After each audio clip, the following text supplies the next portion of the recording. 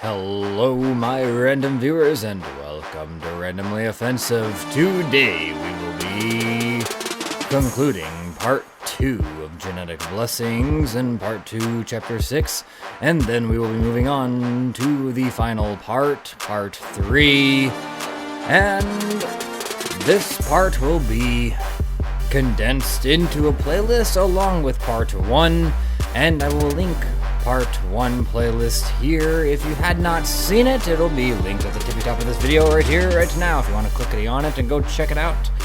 And yeah, so without further ado, let's continue. Genetic Blessings, Part 2, Chapter 6.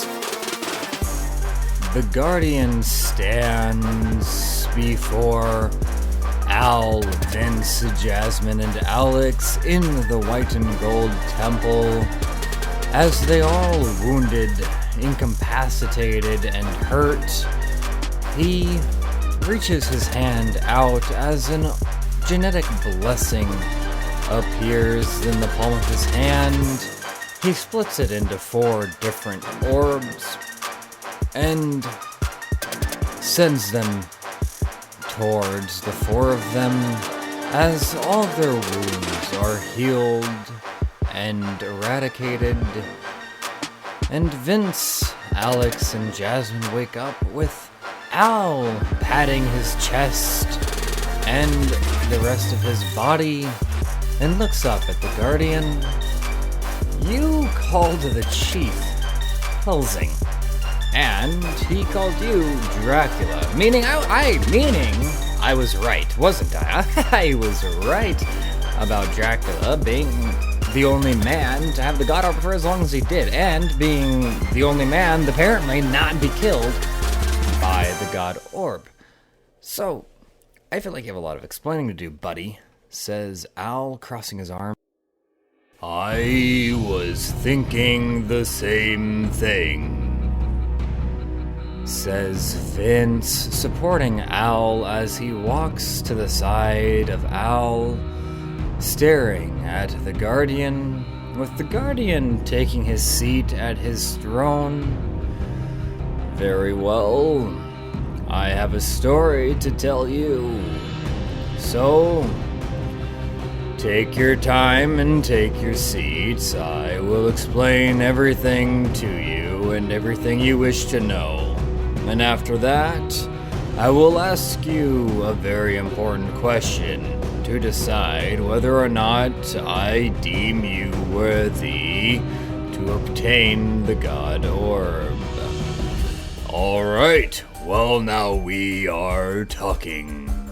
So, go ahead and tell us this story of yours, responds Vince, with Guardian telling them everything about Chief and how they were once friends, and talking to them about his discovery of humanity's evil, and finally the discovery of the genetic blessings and the God Orb, and the betrayal of Helsing towards him, and how he was burnt alive after cursing Helsing, and Helsing becoming the chief to eradicate all genetic blessings, and his own goal of eradicating all of humanity, with Jasmine sitting quiet thinking, while the rest do the same. Now that you know the story, and now that you know the motivations behind the chief and the motivations of my own, I now have one final question to ask you, to see if you are the worthy heroes I need to obtain the God Orb, says the Guardian, with Jasmine putting her hand out towards him. We're not ready, she says sternly, but not looking into his eyes, but looking straight forward into nothing. We are not ready for that question? Because we have yet to decide if we want to be worthy. The new information you have given us, the information you should have given us from the very beginning, have given us new things to think about, new things to talk about, and we must discuss them alone, without your observance, without you watching over us and listening in, says Jasmine, with the Guardian not speaking a word, but staring directly at her, with Jasmine still avoiding eye contact. And Vince, Al, and Alex sit, too, looking at Jasmine, with Al finally nodding his head. You know what? I think she's right. I think we need to discuss things. I think we need to talk about things.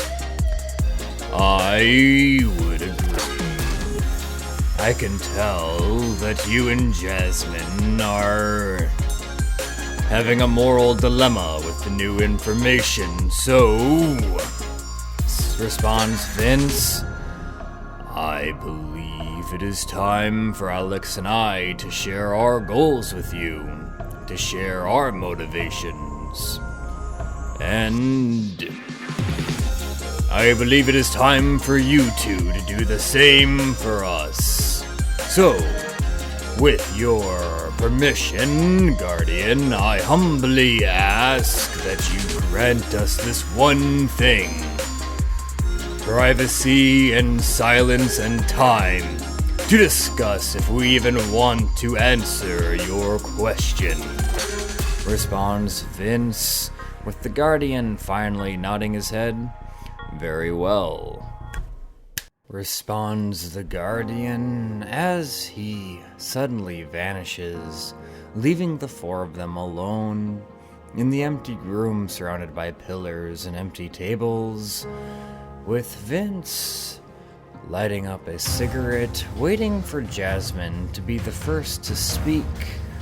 And though it takes a little bit of time, Jasmine finally stands up and looks at Vince. I'm having my doubts, Vince. I'm having my doubts that I picked the wrong side. Yes, the chief might be a horrible person, but you can't deny that he's a broken person. You cannot deny that he has reason to hold anger towards the genetic blessings, and you can't deny that he has his own evidence to prove that the genetic blessings are nothing more than a threat to humanity, than havoc, and cannot be allowed to rule the world. Nor can we allow the Guardian, Dracula, to be ruler of the world.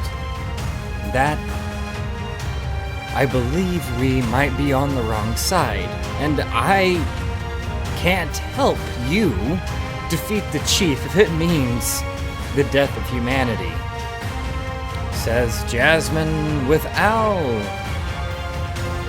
not being able to help but agree with her, with Vince calmly inhaling his cigarette as he stands up. Jasmine, I fully understand where you are coming from. However, Alex and I have had the motivations of starting a war, which is why we decided to go up against the chief, and which is why we wanted to recruit the GBA, why we wanted to recruit you, Al, and Jim and Jake before they had to pass away. I intended on starting a war with us in the center, a genetic blessing fighting alongside humans. Why? Responds Al. Why would you want to start a war? I don't get that. I have no idea why you would want to start a war. And how does that make a difference between the chief wanting to eradicate all genetic blessings, and the guardian wanting to eradicate all humans. Never mind. Now that I say it out loud, I kind of see how that actually correlates, says Al, with Vince nodding his head, but Jasmine still looking at him sternly, with her arms crossed. Without a war, you risk, we risk, either the genetic blessings or the human beings to be extinct without the option of fighting back. Jasmine, the very reason, the sole reason you turned against the GBA, the reason you turned against the chief was because not all genetic blessings deserve death. The children and the fathers, the mothers and sisters, who obtain genetic blessings for no other reason than to provide for their family, protect their family, or had just not realized what had happened to them, don't all deserve to be killed. There are many genetic blessings that live amongst you that has never caused any harm. There are, unfortunately, many men that when obtaining power they become corrupt, and those are the ones that the GBA should stop. But instead, they are following a man who has personal bias towards them, and will kill every single one, whether they deserve it or not. And on top of that, we have another man who wants to do the same thing to the human race. And it is the exact same issue, the exact same moral dilemma. Not everyone in the human race deserves to die. Hardly any of them deserve to be killed or extinct, the same as genetic blessings. So, if we stay out of it, if we decide to split up, and you join the chief and I join the guardian, there's a very high chance that one of those sides will just cease to exist one day without knowing what happened. Thousands, millions, billions of innocent lives gone. Is that what you want? Because that is not what I want, says Vince as he spits his cigarette out, with Al and Jasmine beginning to understand what Vince's motivations have been, and begin to wonder if Vince has known about the chief and the guardian, and has known about what was about to happen if they had yet to get involved. So, this is Alex's and my solution. We will start a war between genetic blessings and the human race. We will start a war between the chief and the guardian, and within that war, it can only last so long. War has a heavy toll. People can only do it for so long before they finally must cease and will be forced to coexist in order to stop any more innocent lives to be lost. This is the only way to ensure that genetic blessings and human beings can coexist together. And what if the genetic blessings win the war? What if the human race wins the war?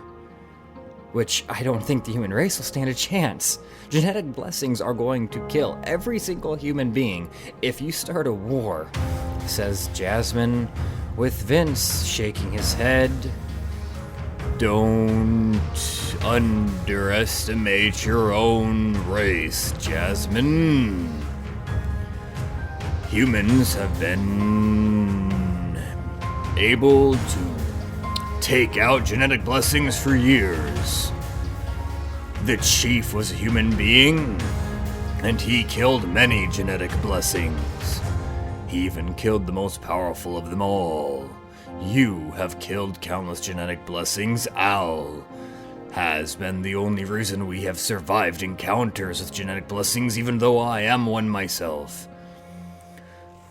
The Guardian is right that humans start wars and that humans enslave themselves and kill themselves, but he's missing one important aspect: that humans also feel compassion.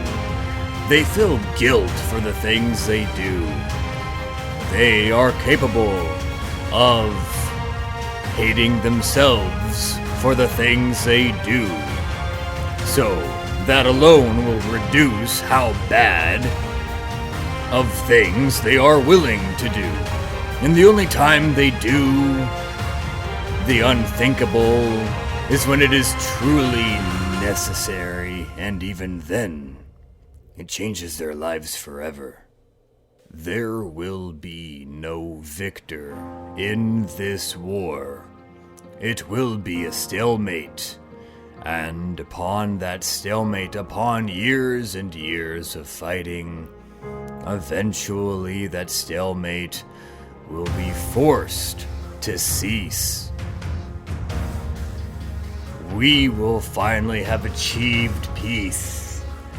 We will finally have achieved a world where genetic blessings and humans can coexist. I am not here to decide whether the Guardian is right or whether the Chief is right. I am here to unite.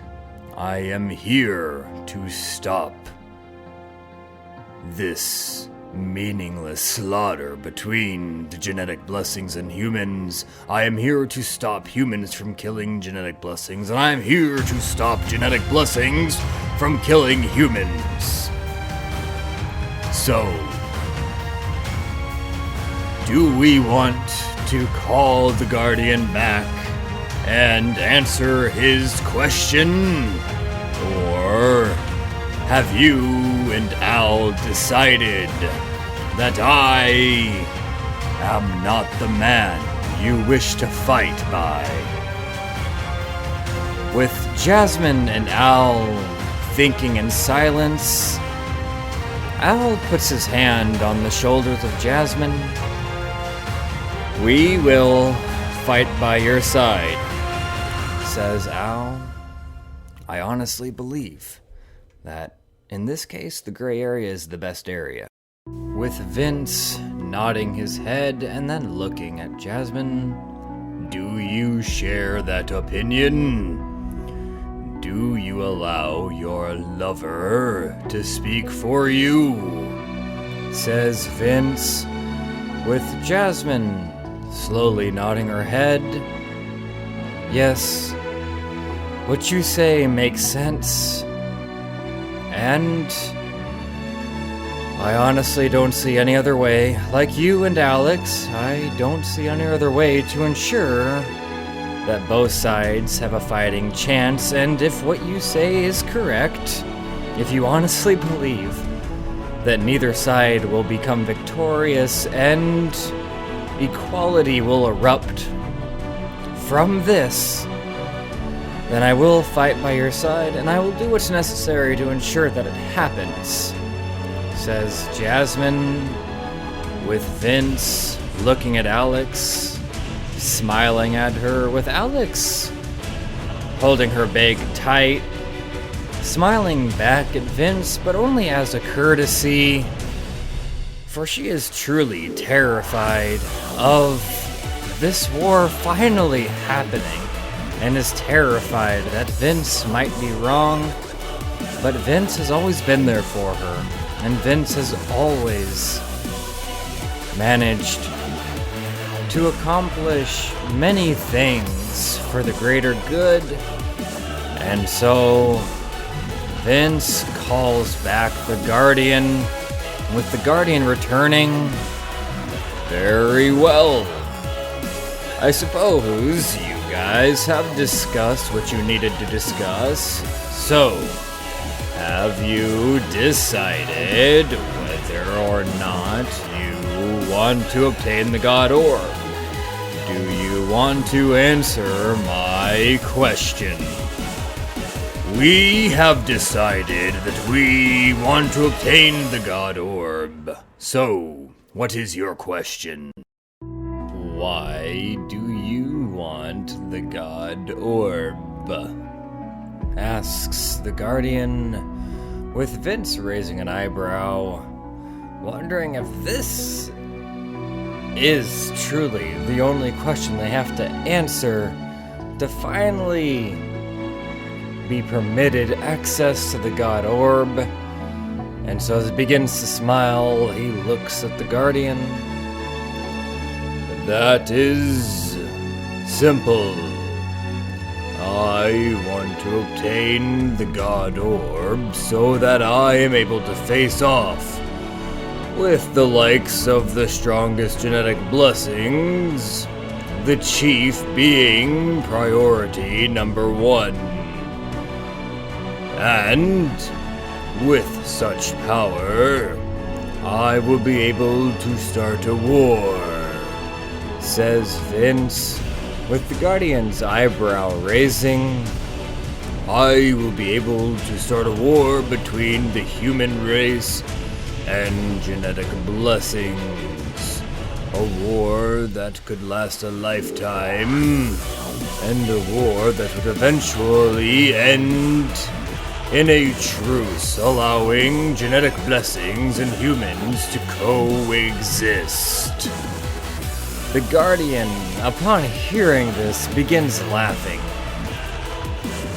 And his laughter quickly turns into hysterical laughter, and soon it becomes maniacal, as the Guardian has no faith in humanity and is overwhelmed with joy that Vince is willing to do something that will actually cause the Guardian to have what he's always wanted. A world full of genetic blessings. A world full of people that he and he alone can control. And so quickly, he accepts. Well then, I deem you, any of you, worthy of the God Orb. So, first, I will be needing the Blade of Excalibur. Responds the Guardian, with Alex pulling the 3 pieces of Excalibur out of her bag and handing it to the Guardian. He lays him down on a table, and as he swipes his hand over the 3 pieces, the sword becomes merged and becomes one, as the Sword of Excalibur becomes one again. He holds it in the air as he puts out another hand, and a genetic blessing forms in the air at the palm of his hand. This here is a very special orb. It is not consumed by humans, but instead consumed by inanimate objects. It was Blackbeard's hidden treasure, as he allowed his ship, Queen Anne's Revenge, to consume it. And long, long ago, this sword, Excalibur, was the first beholder of this genetic blessing.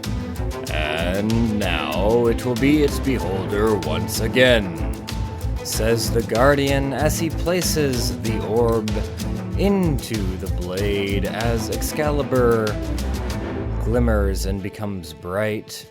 He begins pointing the sword at each one of the group. As he first points the blade to Jasmine and shakes his head, he then points it to Vince and shakes his head once again and then points it at Al, and keeps pointing at Al longer than the others, and then slowly points it at Alex, with him shaking his head one last time to Alex. He points it once again at Al. Well, my friend, it would appear that the Blade, Excalibur, and this genetic blessing has chosen you, says the Guardian, as he hands Al the Blade of Excalibur, with Al not knowing what any of this means or what is going on, but is excited to hold the blade with all its glory that King Arthur once held. The blade of all the mythology behind Merlin and King Arthur is now in his hand, with the very same power it held in the ancient stories. And then the Guardian puts his hands in the air as the white and gold temple begins to shake. A wooden box begins to form in the air in between his hands, and once it's fully formed, he sets it down, and when he opens it, there lies the God Orb within it that puts off such an aura, such a power, it terrifies Vince. Here lies the God Orb, says the Guardian. Do you wish to consume it now? Asks the Guardian, with Owl quickly interjecting before any of them have a chance to answer.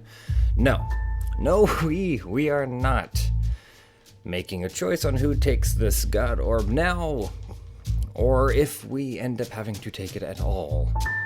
I'm not a big fan of the idea of any of us dying just because we need unstoppable power. So, with that being said, I would like it if you closed it and if we just held on to it for a little bit, says Al, with Vince, Jasmine, and Alex not arguing.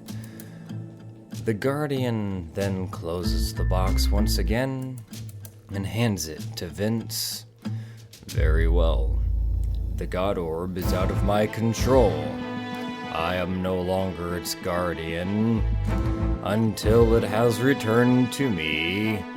You guys are the rightful keepers of this genetic blessing of the God Orb. You better keep it safe, because if anything happens to this God Orb, if anyone else consumes this orb, I will ensure that you guys live long enough to regret it. Do I make myself clear? Asks the Guardian, with Vince nodding his head, and the Guardian snapping his fingers, sending them all back to Vince's hideout. As Vince sets the God Orb onto the table, Jasmine, Al, and Alex look at it in silence, with Alex looking at Vince. Alrighty, well, is it time? We have the God Orb, Al has Excalibur, and we have our team. Is it time to finally take out the chief and get our orphanages set up so that they're all protected, and then we get to start a war and hopefully end the battle, the fight between genetic blessings and humans? Says Alex, with Vince slowly shaking his head as he lights a cigarette. No, not quite yet, Alex. First, I have something I want to do, says Vince, as he walks over to the fridge and freezer in the kitchen and opens up the freezer as he grabs out a pack of ice and holds it in his hand. And then, with the ground slightly shaking, Vince ends up summoning his force field as his hair goes from a platinum blonde to a bright silver, with the aura being golden and not blue, with him holding the ice. Very interesting. Very exciting, says Vince, with Jasmine looking at him. How are you holding that without it hurting your hand? Says Jasmine, with Vince smiling back at her. Well, Caroline found a way to overcome her weakness to sound. Frost found a way to overcome his weakness to overconsumption. And amongst fighting Frost, I obtained a new level of abilities. I think I went to a higher tier. And now, I don't think the cold has any effect on me anymore, says Vince as he smiles proudly, putting the ice pack back into the freezer. I will be right back. I have one thing that I need to test out, says Vince as he leaves and walks out of the hideout into the forest. He looks around to make sure that there is nobody and nothing around that can be harmed, as he forces his body to reach the max level, max capacity of his new form, with his golden aura covering his body and the ground shaking, with branches of the trees being knocked off by the pure pressure of his newfound strength, as he forms a force field ball that is of a solid gold demeanor. As he throws it as hard as he can, the force field ball travels through the air, and amongst hitting the side of a mountain, the explosion is far larger, far more severe than his force field balls have ever been, and upon the explosion, it eradicates an entire chunk of the side of the mountain as he creates a large crater within it, with Vince smiling at his newfound strength. I do not know if I am strong enough to take on the chief, but I do know that I am certainly strong enough to handle him better than I did the last time, says Vince as he quickly runs back in to the hideout and he looks at Alex. So, child, says Vince, with Alex looking at him somewhat afraid at his excitement. I am no longer affected by the cold, and you and I have not had a day to just hang out in quite some time. And while I couldn't handle anything of a freezing temperature, I began to miss the taste of a good ice cream cone. What do you say, Alex? Would you like to go out and spend a day as if we are normal people? Says Vince, with Alex smiling and walking up to him. There is no pretending that we are normal, but I would love to get my mind off of things, says Alex, with the two of them leaving. Al and Jasmine sit alone in the hideout. So, do you really think that we're doing the right thing?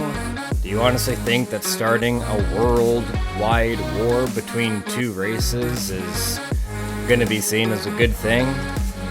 Of course not, Al, says Jasmine. I mean, I believe that we are doing the only thing necessary, the only thing that we can do. But is it the right thing to do? Probably not. And are people going to see us as heroes? Absolutely not. If anyone learns of our names, if anyone learns that we're the ones that caused it, we're going to go down in history as the worst people, as the most evil people to ever exist. But sometimes you just gotta do what you gotta do, says Jasmine, with Al nodding his head and holding the Sword of Excalibur, still not knowing what he's supposed to do with it. Meanwhile, the chief is sitting in his office of the GBA that now has new recruits to replace Jim, Jake, Jasmine, and Al. As he sips on his glass of whiskey, the Guardian appears out of nowhere before him as the chief looks up and glares at the Guardian, but doesn't say a word as he continues sipping on his whiskey. The Guardian takes a seat across from him. Well, old friend, it would appear that Vince has decided that he wants to start a war between you and I. He wants to start a war between genetic blessings and humanity. Really? Why on earth would Vince want to start a war? Well, he believes that somehow the human race will not be defeated. He believes that there's going to be a truce and it will allow us to coexist. But I know the truth. Humanity won't stand a chance, will they, Chief? Says the Guardian, with the Chief drinking his glass of whiskey. I, unfortunately, must agree with you. I don't think the human race would stand a chance.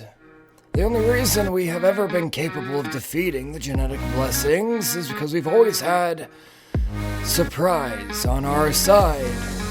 We've always had the element of surprise, and we've always had our equipment and our tricks. But if you're talking about a war, I don't think the human race would last very long. So, why do you tell me this? Why give me the opportunity to possibly stop it? Says the Chief, with the Guardian smiling, because you knowing will have no effect. You knowing won't give you the strength you need to stop it from happening. I have granted Vince the God Orb, and with that, there is nothing you can do. Says the Guardian, I simply wanted to tell you my final goodbyes, old friend. The Chief does not respond as he sits in silence, grasping his whiskey glass until it shatters in his very palm, with the whiskey dripping from the table and from his hand. He looks up at the Guardian. Your final goodbyes? That does sound nice if it wasn't under these circumstances. I look forward to the day that I never have to see your face again. So, goodbye, Guardian. Goodbye, Dracula. Until we meet again, responds the Chief, with the Guardian saluting the Chief and then vanishing from the Chief's office. So, Vince has been granted the God Orb. However, he's not dumb enough to have absorbed it right then and there. I know that is a fact. He would not risk the God Orb killing him before he had a chance. Before he had a chance to actually achieve his goal. Which gives me time, says the chief as he exits his office. Meanwhile, Vince and Alex enjoy their day out as Vince enjoys the flavor of his ice cream cone that he has not been able to enjoy in over 10 years. So, Alex, I have something very important to discuss with you. When I consume the God Orb, I will no longer be amongst us. I will no longer be with you. It will kill me. And when the war has begun, I don't want you having any part in it. Do you understand, Alex? Says Vince, with Alex looking at him with tears that she's trying to hold back. I kind of understand. I don't like what you're saying, but I understand. You need to be able to grow up. You need to be able to live a normal life. You're not a genetic blessing. You're just a gifted girl that had the unfortunate encounter of meeting me. So, I don't want you in harm's way. When I am no longer around to protect you, when I am no longer around to make sure that you are safe, I want you to hide until the war is over, and then continue living your life as if this never happened. I can't just pretend this never happened, Vince. This all happened. I will always remember you. I'll always remember Jasmine and Al. And I'll always remember the way this world was before we managed to save it.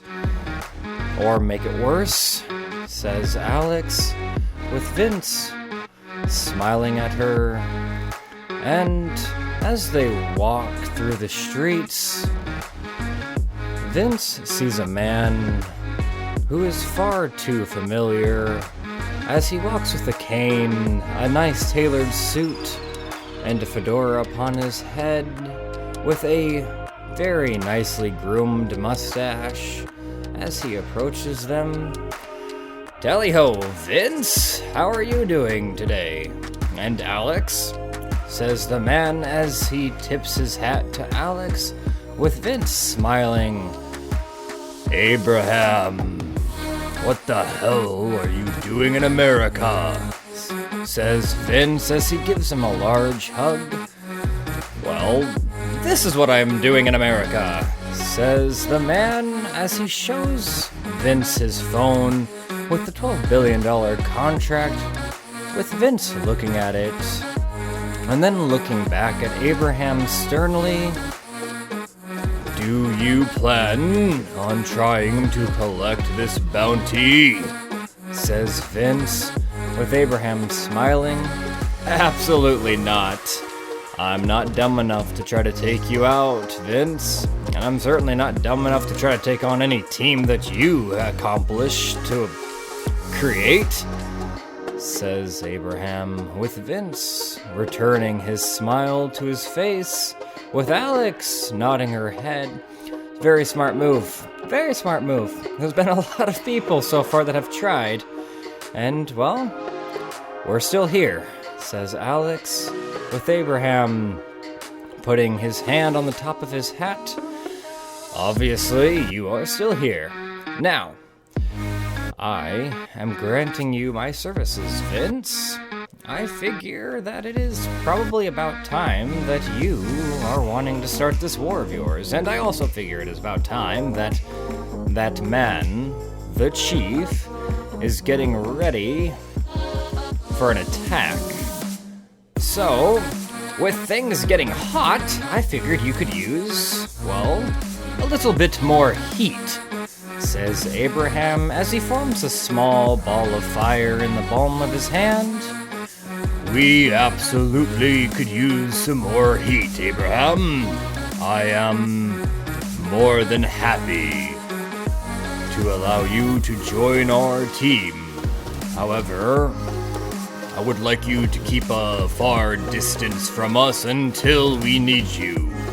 I have a few more people that I can call on when the moment declares it necessary, responds Vince, with Abraham nodding his head. Very well, old friend. You just let me know when, and I will be there. With the day being nearly over, Vince and Alex return, with Vince holding an armful of board games, throwing them down at the table in front of Jasmine and Al, who are enjoying just being able to relax and have normal conversations. Vince begins opening up one of the board games. After tonight, our lives are never going to be the same, and mine will most likely be non-existent, so I want to enjoy tonight. I want to play a game. You know, I always beat you, responds Al. Do you honestly think that ending our last night together, or ending our last night being able to just enjoy each other's company, will be best used being slaughtered by me once again at these board games? This one is different, Al. This one is Monopoly. So take it easy on me, because me flipping a table could destroy an entire city. Now, I think you're over-exaggerating your strengths, Vince. Besides, don't threaten me. It's not very nice. It's not a good way to start a game night, says Al, with Jasmine and Alex preparing themselves to play Monopoly with these two very competitive men, and they finally get to enjoy what seems to be a normal night, with Vince secretly getting his phone ready to call upon Howard the Gunslinger, the giant Zorg with his brother Lance, and his old friend Abraham, just in case something could possibly go wrong to ruin their night. As meanwhile, the chief stands in the front door of the hideout, staring at Vince's home. So, this will be the final battle, says the chief as he slowly puts his hand on the door to open it. I'm going to miss you, Jasmine. I'm going to miss you, Vince. But I can't allow you to start this war. I truly am sorry for what I am about to do, says the chief as he begins pushing the door open. And that is the conclusion to part 2 of Genetic Blessings, and I will be continuing it in part 3, chapter 1, and part 3 will be the final part of Genetic Blessings, and part 2 of Genetic Blessings will now be in its own playlist alongside part 1, and when I finish part 3, that too will be in its own playlist, and when the story is done being told, I will have all 18 chapters in its own playlist as well, if you ever feel the need to binge watch them. I do fully understand if you want to skip the first 2 chapters. They were definitely not as seasoned as these ones. So, with that being said, thank you very much for listening for this long. If you have, I hope you enjoyed. And if you really enjoyed, do consider hitting the like and subscribe button. Do not get hit by a meteor. Take care of yourselves, and bye.